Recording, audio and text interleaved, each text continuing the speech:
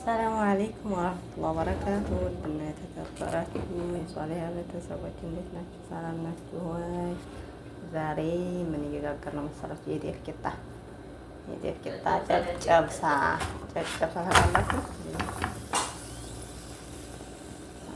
ይሄ ጨጨብሳ ነው።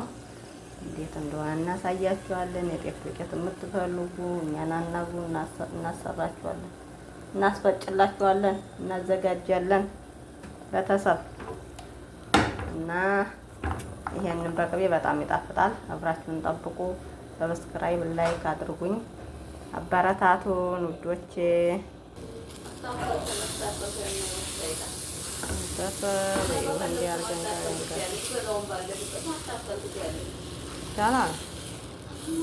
ማን እንደታወቀ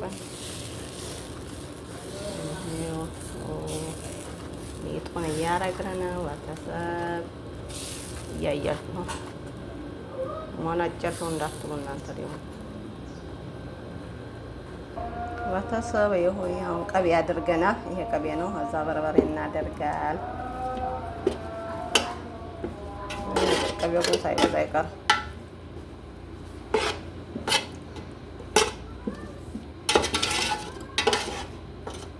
ይሄ ቅቤ ነው።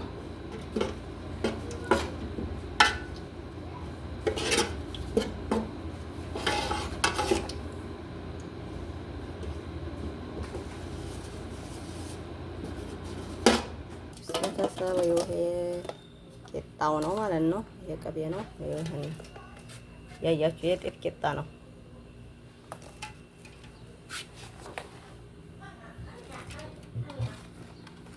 ማሻአላህ እያላችሁ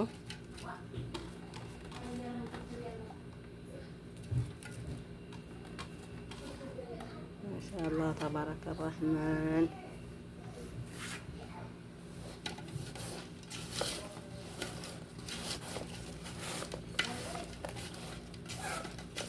ይሄ በቅቤ ነው ማለት ነው። እያያችሁ ነው። በተለይ ጧጧት አባወራ ሴት ያለሽ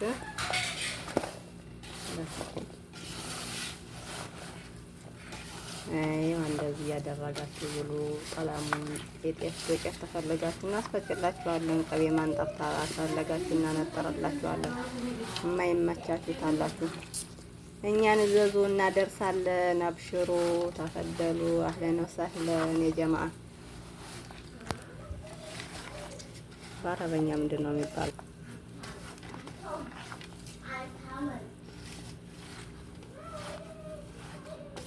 ጨጨብሳ ነው በሀገራችን። አለማያም የጤፍ ቂጣ ነው። ኑ ብሉ፣ ተፈደሉ። አህለን ወሰህለን የጀማዓ። አበረታቱን እስቲ ሰብስክራይብ ላይክ አድርጉን። ኧረ ተው ግድ የላችሁም፣ አይከፈልበትም።